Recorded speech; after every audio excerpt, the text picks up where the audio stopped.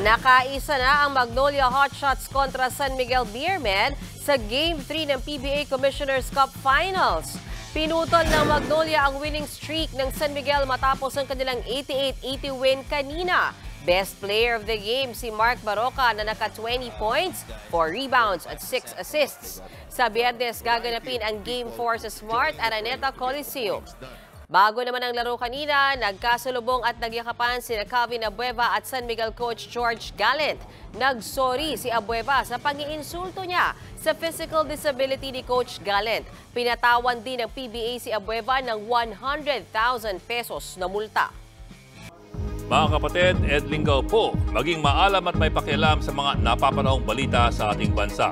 Para sa mas malalimang pagtalakay at paghimay sa mga issue at headlines, tumutok lamang at pag-subscribe sa social media pages ng News 5.